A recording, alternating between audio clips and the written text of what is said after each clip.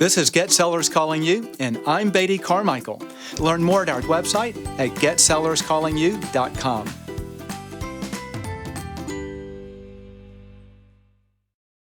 Well, hello, everyone. This is Beatty Carmichael again with Get Sellers Calling You, and we're back with my good friend, Stuart Sutton. If you happen to be watching the videos, you'll recognize that neither Stuart nor I have changed clothes in the last 6 weeks or 3 weeks or 4 weeks since we did the last one.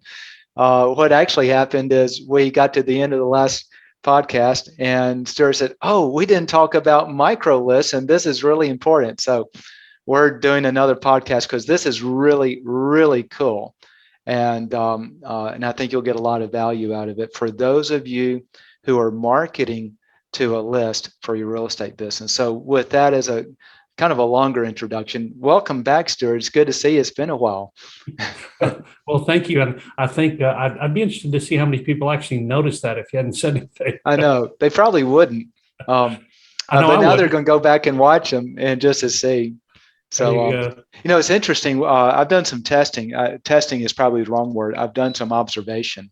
And the vast majority of our listener base is obviously audio. And even when we have a really special podcast where we present things that you want to see visually, only about 10% maybe do it. So most people will never know that we're wearing the same clothes. That is interesting. Yeah, it is. So we wanted to kind of pick up from the last podcast that you and I just finished a few minutes ago. We were talking about niche marketing to a degree, but mostly managing on market shifts. And really managing on market shifts is nothing more than if you have your best business practices in place, you just keep adapting and there's nothing special. But you and I, on our previous call prior to that, we talked about niche marketing. We started to talk a little bit on micro lists within a niche or taking a niche out of any list. You and I have had some ad hoc conversations together as I was asking you, like with your sphere of influence and past clients list, have you broken out into these different categories? And I remember you saying, no, I hadn't even thought about that. And so let's open the kimono, so to speak, on what micro lists are and how they can be effective and what people can do to maximize even more return out of their marketing with the use of a micro list. All right, very good. So if you're working a niche or if you're working a farm or any other type of business, and like Beatty says, he's actually the one who coined the term micro list, which I think is extremely accurate. I've trademarked it. Don't use it. No, I'm teasing. It is extraordinarily effective. As a matter of fact, Beatty and I have had this conversation before that there's an old myth. There's actually a lot of myths in real estate. And if you're willing to abide by those myths, you will actually limit what you can do with your business. And one of those myths is that, well, if you start farming, you got to put in a year or two in order to actually start making headway, in order to start getting listings and start getting your name known. And that's just not the case. It doesn't have to be the case by any means. The farms that we started, the niches that we started, that Beatty has helped me start and that I've helped others start, we literally start seeing results in a very short amount of time. And the secret sauce behind that is about what we're about to talk about, and that is the micro lists. So let's start with, very simply, a niche, a farm. You're a specialist, you're an expert, you know a particular type of real estate or an area of real estate better than anybody else. That in itself is an extraordinary position to be in and will get you a higher response rate than a typical database. There's just absolutely no doubt about it, because when you're perceived to be an expert, social and psychological impact of that, as we talked about on the last one, is going to get you better response. But what we're going to talk about now is how to increase that even more. So you had mentioned, Beatty, that we had talked about how much more response do you typically get? Yeah. Well, if you're an expert and perceived as an expert, branded as an expert, your response will be at least 3 times as high as normal real estate marketing. Wow. Okay? Now, micro lists, I have actually done stats on those, can reach as high as 10 times the response. Oh God, let me pause and clarify. Okay. 10 times the response that you're getting with, so you have a niche list, and that niche is producing 3 times more than a generic list. When you say 10 times more within the micro list, is it 10 times more of that 3 times? So No, that 10 times more of the generic. Yeah. okay, 10 times more than generic. Okay, so But about let's just say, three times more within the list, within your main list. and then three, exactly. Yeah. Okay. So Okay. it's, you're basically exponentially going up. Yes. So, and I'll give you an example, and I use this example with the groups that we teach, and I show hard examples. These aren't theories; these are actual hard examples. Okay, group of 979. I'm going by memory; might be a couple numbers off. 979 people in a farm area. All right. So we basically take that farm area and we identify within the farm what are some better, more high producing sectors of that farm. Now, we do the same thing with niches, and it's kind of a more grand scale, and I'll cover that in just a second. But let's take a farm. Most people say, well, I need to farm 500 to 1,000, and that's absolutely fine. I personally would recommend 1,000 because the opportunities are greater. But here's the thing. If you look at that area, that geographic area, and I'm just going to use a real simple one. What's the turnover in that area? The turnover is how many homes are there, how many were listed last year. So let's just, for argument's sake, make it real easy. 1,000 homes were there. 100 people listed their home for sale last year. What's the turnover ratio? It's 10%, correct? Right. So if people move an average of every 10 years, how effective will your marketing be to someone who's lived there a year? Not much. Excuse me. I hope you can edit that out. So one of the ways you can narrow and increase the effectiveness is to take out, for example, people who've lived in that area a year or two, maybe even 3, but I really stop at about 2 years. And you're decreasing your mailing costs, your marketing costs to those people, because you're taking the group of people from that farm who are more likely to sell. There's no guarantee that someone who's lived there 18 months won't sell, but the likelihood of them selling is far less than the people who've been there longer. That's the simplest approach to it. Okay. But we can keep going deeper. And my favorite one, and the one I've just proven over and over and over, is the expireds within that farm area or within your niche. So here's the real example. 979 homes. Over the last 5 years, 74 homes had withdrawn or expired. And we can do the math on that. That's what, 12 a year, 13 a year out of the 100 that go on the market. So those people, those 74 people, we take them and set them aside in their own database. Now, we don't take them out of the big database.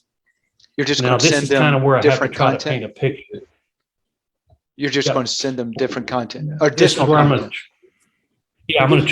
going to try to additional content. Okay. Okay. So the general database includes all 974, all 979. Then you've got the past expired database, which includes 74 people. So those 74 people now get a mailing when 979 get theirs, but they get an additional one. And let's face it, it's not very expensive to mail to 74 people. No, it's not. Okay. So here's the stat that I'm getting at. I got the same number of listings from the 74 as I did the other 905. Well, hold on. That's pretty high. So you're telling me you're marketing to the 975, and if you and you got the same number of listings from that group of 74 that you got from the remainder of the 975. That's correct. Wow. That's how powerful that micro list is. Okay. And So that was the expireds and withdrawns. correct. Okay. Okay. And here's why. I want you to think about this for a second. So a lot of it has to comes from what we call, multi-source touches. Okay. Mm-hmm. So I'm sending marketing into the farm area, and they say, this person seems to really know our area. Now, they still choose, their longtime friend or the person who sold them a house to list their house with. They misprice it because there are a lot of factors in that neighborhood regarding price of house that if you're not familiar with, you won't grasp. So they misprice the house. It doesn't sell. It comes off the market. But what happened while it was on the market? I, as the expert in the neighborhood, went and previewed it. I went to the house. They might have been there, maybe not. If they were there, I met them. But I left a tent card giving them feedback, my feedback on the house. So they get my mailings. They saw my tent card in the house when it was on the market. And my tent card is different than everybody else because everyone else leaves a business card. Okay. Now, their home expires. They get a package that explains what we do, why we do it, and how we do it. And then they get a few postcards designed for someone whose house came off the market. Then they go into that, they get added to that group of 74. So let's just say they're the 75th person. All right. Now they get the general mailings, and they get between the general mailing. Let's just say the general mailing goes out every 6 weeks. 3 weeks into it, they get a mailing specifically for someone whose house used to be on the market and didn't sell. Now, we don't do that every time in between. That expired past database gets 4 extra mailings a year. So let me see if I understand. So you're taking the full database. Let's just call this a neighborhood, a niche neighborhood, okay, or wherever the list is, okay, right? Yeah. Okay. And I'm mailing it once a month to the whole list. Correct. But then you take that micro list of expireds and you're mailing it every 3 months in addition to. Correct. An extra 4 times a year. It can be 6. I start with 6 and then I slow it down. Yeah. Okay. And then yeah, the content, how does the content on that differ from the main content that's going to the entire list? It's a different message, and it speaks to someone whose home used to be on the market. It speaks to issues that keep homes from selling. It speaks to issues that increase the chances of getting your home to sell, et cetera, et cetera. So it's more pertinent to someone who's had a home in the market that did not sell. And when they get the general mailing, they saw my card, they got the information after home expired. Now they're getting these mailings. When they decide to sell a couple, 3 years down the line, I've just dramatically increased their awareness of what I can do for them. Because, see, they're getting mailings that say, Stewart sold this home in this amount of time for this amount of money. Stewart sold this home, which had been on the market for 6 months. He sold it in 17 days. Here's this home that had been on the market for 9 months with 2 different agents. Stewart listed it and sold it in 23 days. So that's the kind of message they're getting. Does that make sense? That makes a lot of sense. We, when we do niche marketing, one of the things that hit me, and this is exactly what you're talking about, is it seems like when we look at the cards that we do for our niche clients, majority of the content is the same content you would normally put out anyway, but only part of it is tweaked to hit that niche with their specific needs. Right. And I thought, well, this is easy. It's just, you're modifying what the message is for the niche, not creating a whole new set of content. You got it. And that's what you're doing here. You've got your general marking that goes out. And then for that particular micro list, you've got something that speaks specific to that need. Correct. Exactly right. Go ahead. I want to share. So when after you and I had that niche podcast call, I started to apply this and saying, how can we help our clients do this? Because we're doing like geo farming. So one of the things we started to look at is take the last 15 sales and just research how long did that seller live in their home until they sold it. You'll start to get a trend. And I remember this one client, it surprised me because normally, everyone says, well, the average person sells between years 7 and 12. Well, 1/3 of the sales in this farm were 20 plus year duration owners. So then we went back and I had a freelancer pull up.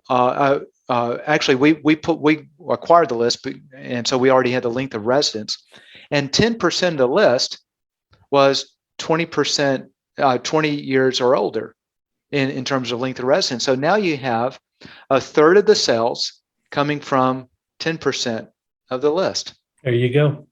It's the same Amazing, thing. isn't it? Yeah, I love that. So that metric of 3 times more starts to speak Yeah, truth. you're spending less money to make more money. Yes. I mean, and the thing about it is most real estate agents aren't trained in this way. They're trained to go do a farm and, put the pumpkins out at Halloween and the flags out at July the 4th and send a mailing. And that's what they term farming. I want to share on this something that is hitting me with this. So as we started to move into farming, we started to do a lot of research, and there are some mega farming agents that we looked into what they did and read their interviews and things. And the consistent message was most of them would recommend 18 mailings a year. Some of them would do 24 mailings a year because you're trying to get enough to get those people who are selling. But you can actually reduce your mailings, once a month, okay, which is 12 a year, and then take those micro lists and what you're doing and just add more mailings into that. So you're mailing fewer and getting more results because you are focused on those. And here's the analytics term, most likely to sell. Yep. But rather than using some sort of a data analytics company, you're committed to a year's contract or something, you can just look at your list and start making a couple of analysis and say, I'm going to do a micro list with this group, and this group, and you got it. There you go. And it's manageable. Yep. Once you have it in place, it's manageable. I change my lists. I update them every 6 months. Could I do it every quarter? Sure. But I do it every 6 months. So you update your micro list. So we talked about expireds and withdrawals as one micro list. What are other things that you're seeing? That's a good question. As a matter of fact, I had a brainstorming session with my current group about what else could be micro lists. And I've got some proven ones, but there's also some that, when you do a little bit of, when you're experienced in really paying attention and watching, you'll come up with some ideas like the one you did for the over 20 years. That is a really good one. But another one that's fairly obvious in many niches is out-of-town owners. There are a certain number of rentals in most neighborhoods. So very specifically, you can market to the group of people who own a rental home in the neighborhood that you're working or the niche that you're working. And that's a very different message as well. They have different needs, different concerns, and different problems. So you can market solutions to their problems. So what they're perceiving is not only are you an expert in that niche, but you really have a handle on people like them who own rentals in that niche. So you're increasing the impact of your expertise. So you and I have spoken on expireds, and the main thing is the issues there is it just didn't sell. When you're dealing with an out-of-town owner, that's a simplistic issue on expireds. But when you're dealing with out-of-town owners, what's the message? What are the issues that they work with? So I've got a client, they're starting to do geo farming. They've never done this before. We get a list of out-of-town owners. What special message is going to them? Good question. The out-of-town owner has some issues when it comes to selling their property. Most of them want or do not want to lose rent, but their house price will be maximized if they get their tenant out. So what are the solutions that we can provide to help them manage that? Either keep the tenant in and sell it to another investor, or get the tenant out and maximize the price, improve the property, maximize the price, and show them that they're going to make far more than the rent that they lose. Okay. And we have one little checklist. For example, if they don't live, nearby, we have a checklist we'll send them to a web page or a landing page, a short video that shows them that we go by and we check their home and we make sure the light bulbs all work, the windows are locked, the thermostat's set properly, whether it needs to be cleaned, the lawn is being maintained if it needs to be, et cetera. So we have this whole checklist. So if you're an out-of-town owner, you're not really sure what's going on with your house. But from us, you're going to get a checklist on a continuing basis to show that it was checked and all the things that you're concerned about are being monitored. That is brilliant. And it's so simple. Yeah, it's just simple. It's what are their concerns and how do we know their concerns? We ask them.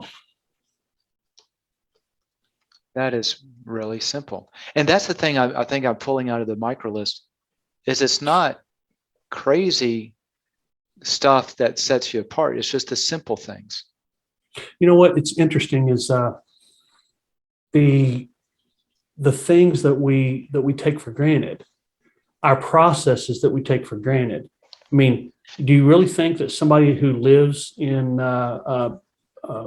Eugene, Oregon, who moved there because they had a job and it had to be quick and it was a dream job, and so they didn't sell their house, instead they rented it? Do you think they really understand what a real estate agent does for them in Round Rock, Texas? Or do they assume that the agent goes by and checks the house and checks the light bulbs and makes sure the windows are locked? They don't know all that. So we explain our process to them. Now, maybe the agent in the office across the street does the same thing, but they don't put out tangible information showing this is how we help you.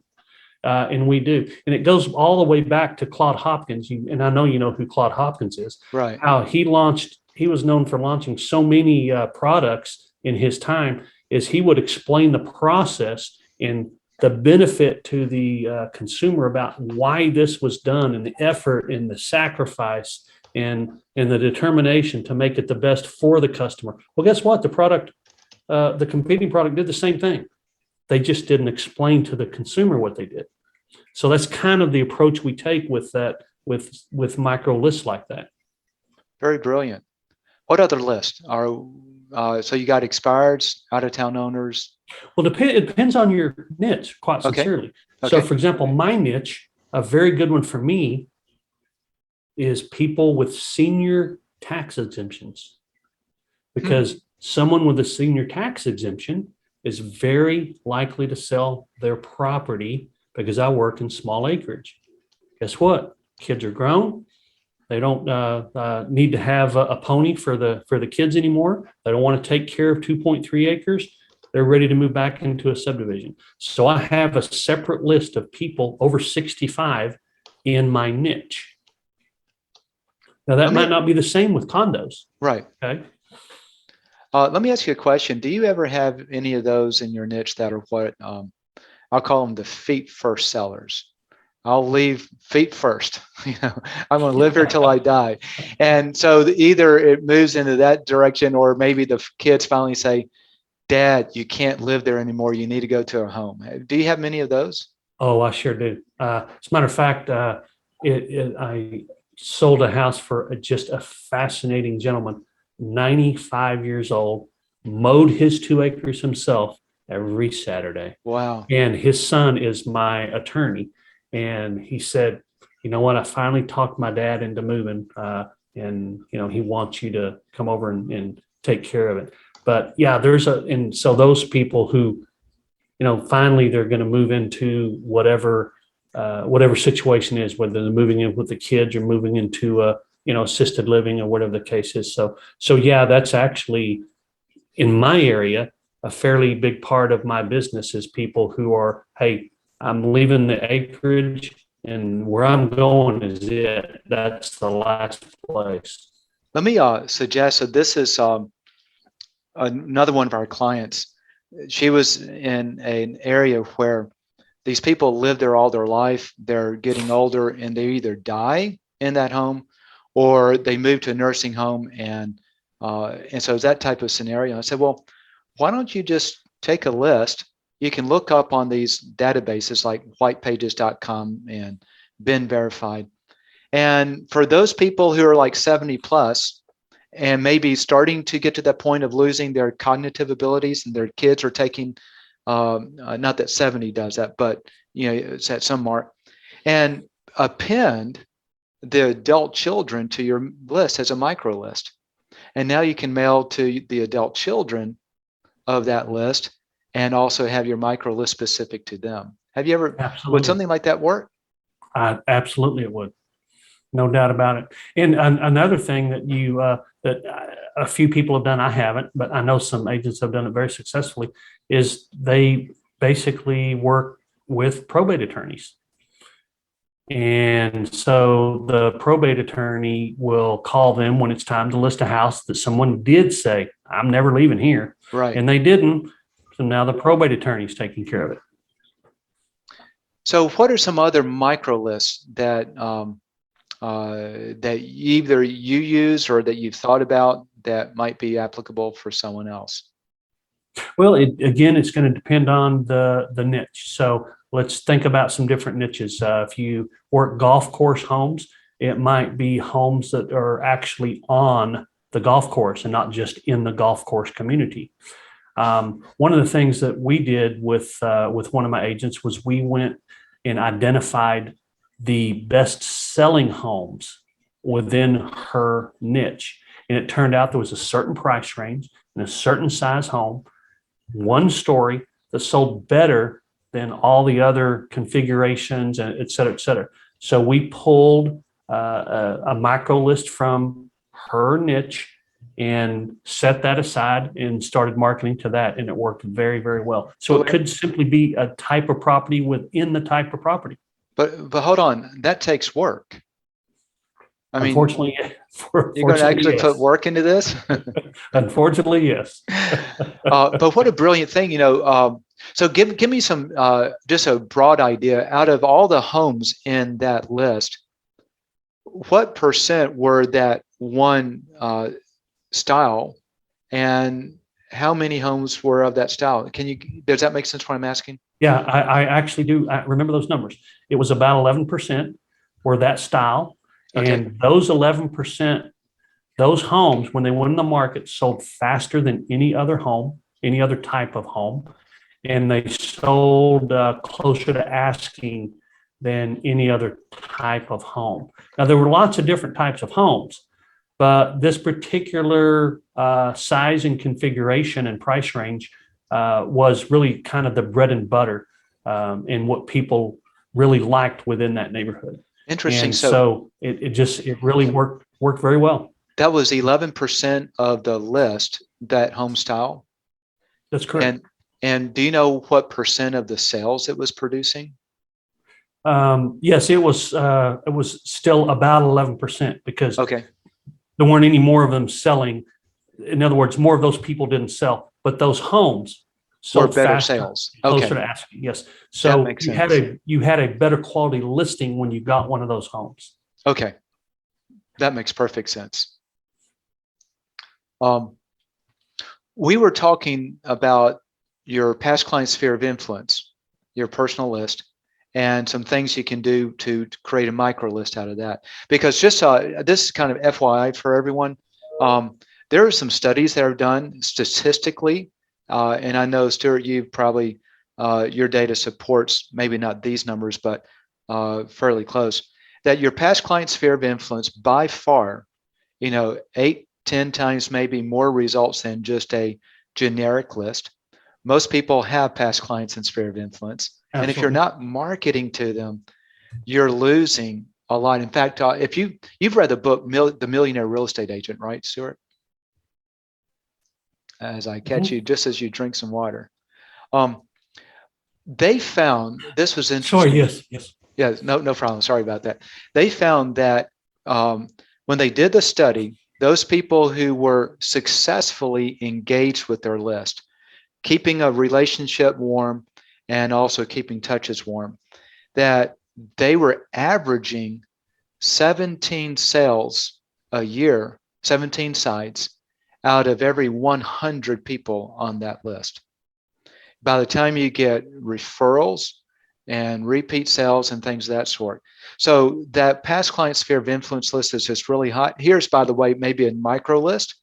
In our study is that the average seller attempts to refer their agent twice in the first 12 months. Interesting. Yeah. And the average buyer, 92% attempt to refer once in 12 months. So your past clients, your recent past clients can be a micro list out of your, uh, Oh, that is absolutely brilliant. yeah. And with a focus, if you need to focus on the seller side. Absolutely, yes. Yeah, you know what? That makes a lot of sense. And as a micro list, if you're reaching out to those people in the first year a little more than you do the second year, it's money well spent. Yeah. When we bought our home and sold, it dawned on me why. The conversation with our friends was always, hey, how do you like your new home? How did your selling experience go? And so the fact that we had transacted real estate transactions recently, those friends who had interest in that topic were always asking us because they were the ones thinking about selling.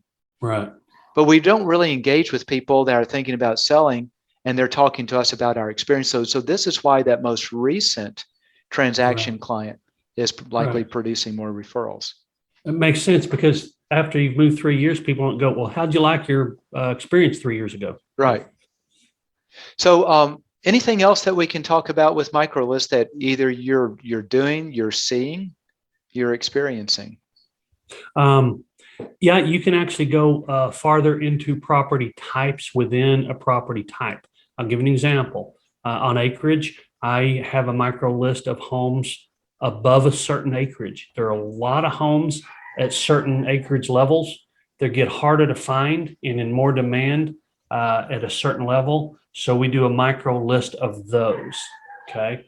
So that's a property type within the property type. And that's kind of the same as the farm area I mentioned, where that type of home sold better. But there's a level of acreage that's not as easy to find that seems to be, I call it the Goldilocks. Sometimes small acreage, it's just too big. We don't want to manage that.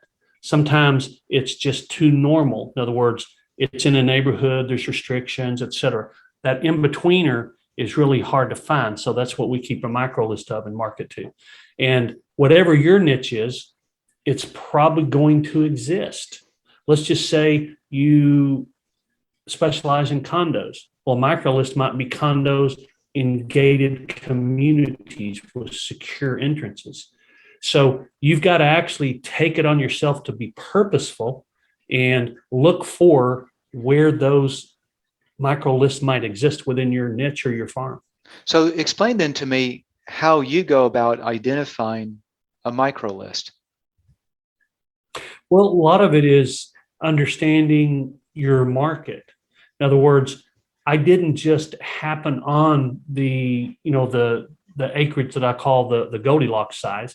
It just I just kept getting, hey, when you find something like that, let us know. When you find something like that, let us know. And so we started that micro list, and every time we listed something like that, it was off the market in no time. So it just made, I mean, the return when you got a listing like that was nearly immediate versus a regular listing within my niche and average time on the market. And of course, we sell them a little faster than average, but that particular type of property would sell so quickly. And that was just basically from what you said earlier, observation So and paying attention to that. so you developed that micro list based on buyers looking to want to buy, not based on actual sales. You weren't analyzing the sales and seeing where do the sales come from. These were buyers saying, I want this property. So you went out and found that niche. that micro list, and then you did additional special marketing to that group themselves, Exactly. right? Okay. Yep, exactly right. And I was kind of trying to create an analogy similar to that with the condos. Like, hey, you might be a really highly specialized condo agent, but you may realize that, hey, if it's in a gated community, it's going to sell faster.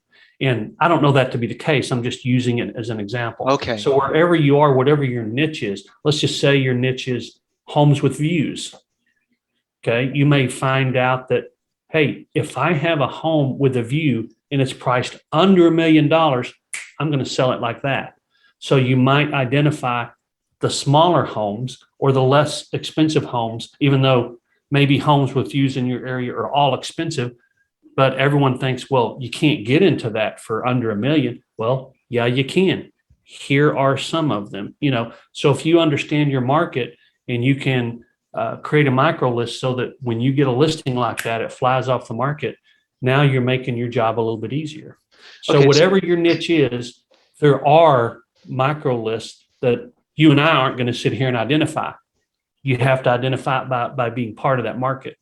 Okay, so that's one way to identify, and that's going to be getting a good listing, a micro list that are good listings, sell fast, sell for good price. How about a micro list to identify those properties that are actually going to be selling? Okay, so if we go back to your expireds, you knew that those people intended to have sold. They Right. didn't sell, so they will likely sell again. Right. So that becomes a list focused on most likely to sell. You got it. And that's the same with the senior exemption list. Right. More likely to sell. So how do you find the more likely to sell?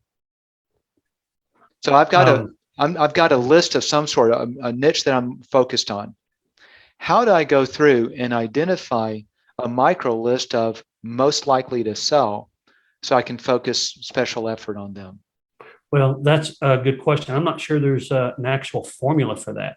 A lot of that is being involved in the niche and understanding, all right, these homes are the ones that have sold. What's the common denominator? And that's how we found the acreage thing. That's how we found the senior exemption thing. That's how we found the floor plan and price range thing. We'd look at the sales and we'd start trying to identify the common denominators with the homes or the sellers. Okay. So it's a combination of those. And if we're finding out that, hey, more homes are coming on the market that are owned by this type of seller or that have this type of characteristic, it's just really identifying from that list. Okay, that makes sense. So let me repeat, make sure I've got it. Because this is what I was thinking on myself is, so you take the last group of sales, 15, 20, last 12 months, whatever your time. Yeah, typically I'll do the last 12 to 24 months. Yeah. Okay, perfect. So last 12 to 24 months of sales. And then the way I envision this is almost a spreadsheet where you would put, how long did they live there? What age were they? What floor plan? How many beds? How many bath? Any characteristics within that neighborhood? On the water, on the golf course, with a view. By the dumpster. Whatever it is. Yep. And you're looking for anything that stands out trending wise. Is that really it? You got it. You got it. I mean, we found that there aren't many of these, but we found that houses with outdoor kitchens in particular areas of our market really, really sold fast. So actually then when you do this analysis, you're actually looking for two things. Which are the better listings to have? You got it. And which are the home types that are selling the most of? Or what are the characteristics that sell the most versus which are the better listings? Yeah, you got it. So you phrased it two ways. Who's more likely to sell? Right. That's the best list. Yep. More opportunities. And so an example of that is my senior exemption micro list. They're more likely to sell than other sellers.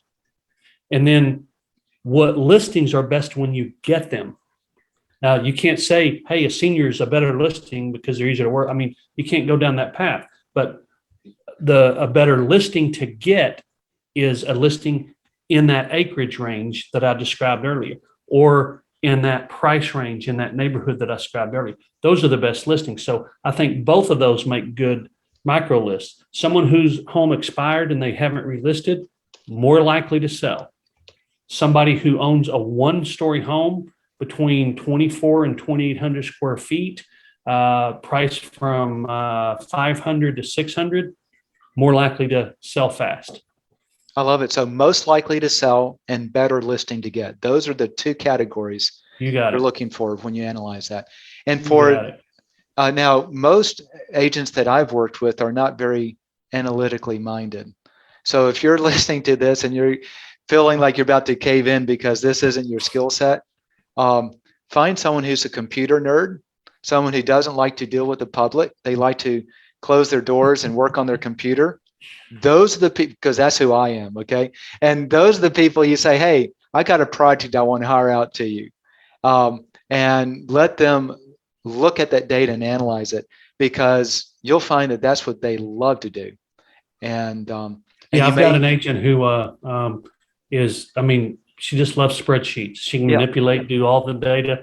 And I'm kind of that way too. I'll take that spreadsheet of homes and, I'll do all kinds of sorting of the data, the size of the houses, the deed, when was it recorded? How long have they been there? I mean, just all that data. And we'll start to see, the patterns, yeah. the most likely to sell and the best listings to sell. That is really cool. And it sounds like too, then on a lot of this, while you see where most of the sales are occurring, the patterns, you also almost need to map it up against the full list of that niche to compare what percent, if if 30% of the sales are this one category, but that's also 30% of the list, then that, you're not getting, yeah, I guess you do get still a lift on that if you focus on It's a that. better listing. Yeah. Yeah, it's a better listing. Yeah. Exactly. Yeah. But you're right. So you can't take one niche and go into so many micro lists that, they're getting, 7 mailings a month. That drives people crazy. But I think you can take a niche and legitimately go into 2 very effective micro lists, maybe 3. Yeah. But I have 2 micro lists within each of my niches. Okay. Well, this is fascinating, and I love the concept when you and I spoke about this the last time. And I think it's revolutionary simply because now you can target, you've already got your main marketing going out there. And with just a little bit extra effort, man, the Yep. lift in new listings or better listings is huge. Yep. Um, so you've seen this increase. So I know that one farm where you focus on expireds, I think the expireds produce 3 times more sales than the farm at large. That's correct. What other, are you seeing that pretty much across the board, that your micro lists are Yes. producing about Yeah. 3 The macro times more? list outperform the overall list. Yes. And if they don't, there's no reason to do them. Yeah, yeah. Well, man, that seems like it's worth the effort to, go through and find that micro list. It's very affordable. I had an agent the other day said, well, why don't I just mail to the 74? I said, well, if all you did was go to all the major neighborhoods in your market and find the past expireds and mail to them, you'd have a pretty lucrative business. Yeah. Very cool. Past client sphere of influence, we talked about that. If you were to guess, how would you divide that in micro lists? Because everyone has that. That's a niche for them because it's a niche of people that know them and hopefully already trust them, right? Well, you got, I mean, basically the micro lists that come from there are pretty well defined by your history. In other words, and they're, most of the coaches that teach the past client processes and things like that. So mine is divided into groups, just like I don't know, a lot of agents are, but I have a small core group that between them, they probably send me more referrals than the rest of everyone together. Okay. But I really cherish and appreciate the person who I hadn't heard from in 3 years, and all of a sudden I get a referral from them. That actually happened to me. I've got a house under contract today that I've stayed in touch with them, but they're not the type of people that we're going to go chit chat or anything like that. And all of a sudden I got a great referral for a very wonderful client and great listing from someone that I literally have not spoken with in nearly 5 years. So it's broken up into, I have it into 3 categories. And I know that a lot of agents will do 4 or 5 or whatever.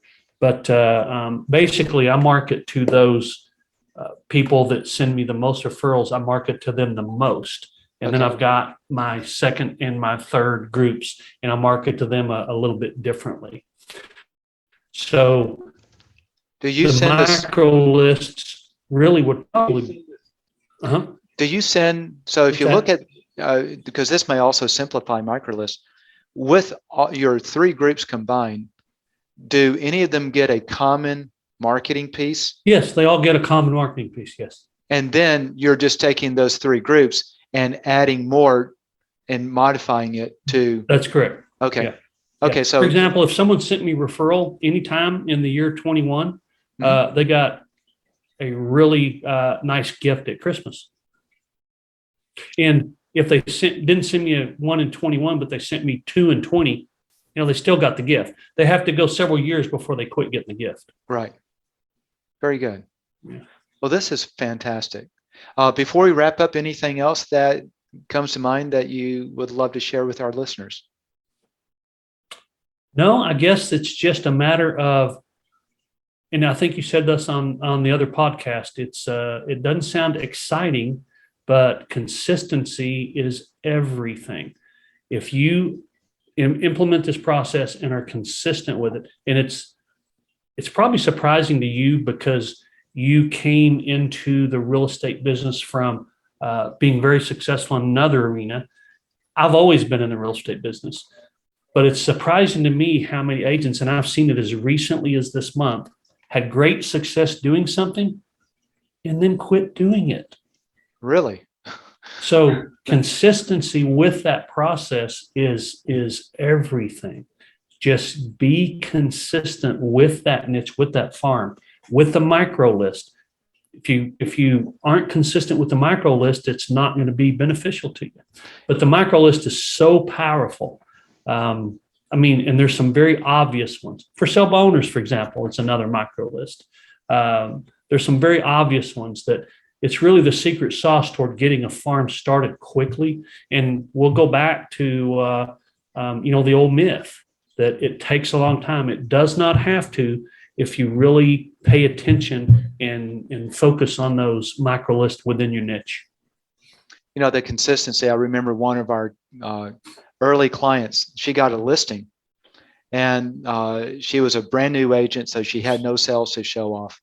And she got this listing about 3 or 4 months into our marketing, and the homeowner said, "You were consistent, so I called you." And I thought, wow, isn't that brilliant? You were consistent. It's nice when your advice actually comes back, doesn't it? It really is. So for those of you listening, stay consistent with your marketing. If you're not doing marketing, you really need to start with your personal list, then move to a not met list, a niche if you can. Give it time to work and perform. And that is really, I love what you said earlier. I think it was on this call. The 1,000 homes is best to start a farm if you can, because the numbers work. And one of the things that was really interesting, in almost all of our clients who earned at least 100,000 in GCI with us in their first year, in almost all cases, they were targeting about 1,000 homes or more. There you go. There you go. So you can cash flow quickly with a sale if you have the cash flow to do a larger farm. Proof's in the pudding. Yep. Thank you so much, Stuart. Let me, for those who haven't heard, Stuart has a book out. It's called Niche Marketing Blueprint. You can go to nichemarketingblueprint.com to purchase it. He is a master of niches. That's how this whole call got started, talking about niches and then these little micro lists. So please check him out, and love for you guys to let us serve you if you want over at agentdominator.com. And Stuart, thanks again. And you have another very blessed 15 minutes before we start our next call. Thank you so much for having me. All right. You guys be blessed. All righty. Bye-bye. If you like this training, I'd like to encourage you to get more of this training for free straight to your phone, and that's with our podcast channel. So if you already listen to podcasts, just go to your podcast player and type in our channel name, Get Sellers Calling You. Okay? Now, if you're not a podcast listener, let me encourage you that listening to podcasts is one of the greatest ways to grow your business because it turns non-productive time into continuing education time. So whether you're driving the car or you're in the kitchen or you're out exercising, you can be engaging your mind in growing your business by listening to great marketing tips on how to grow a real estate business. And there's 3 easy steps to become a podcast listener. Number 1 is go to your App Store if you're on Apple or to your Play Store if you're on Android. Number 2, once you're there, then you search for the name podcast. Just type in podcast, and you'll either find Apple Podcast or Google Podcast, depending on which platform you're on. Once you download and install that app, the 3rd step is in the search bar, you just type in our channel name, Get Sellers Calling You. And you'll see us, and you hit subscribe. That's it. That's all you have to do. What that does is it now subscribes you to our channel. Anytime we put out a new podcast, your phone will let you know there's a new podcast you can listen to. And then when you're driving or in the kitchen or exercising or wherever you have a free moment mentally, you can play a podcast and listen to it. And then you can stop it whenever you want to stop and then play it again and pick right back up where you left off. It's a perfect way of growing your business without adding any extra time or stress to you. So I hope that's helpful. Please subscribe to our podcast now, and if you do, I promise you, you'll love it. Thanks a lot for allowing us to serve you, and have a very blessed day. If you've enjoyed this podcast, be sure to subscribe to it so you never miss another episode, and please like our Get Sellers Calling You Facebook page. Also, if you want to increase sales from past clients and sphere of influence, dominate a geographic farm, or convert home valuation leads, check out our Agent Dominator program. We create custom content that differentiates you from other realtors, then use it to keep you top of mind with your prospects with postcards, targeted Facebook ads, email campaigns, video interviews, and more. And the best part is we guarantee your sales or give all your money back. Learn more at getsellerscallingyou.com and select Agent Dominator in the menu. Thanks for listening to the Get Sellers Calling You podcast. Have a great day.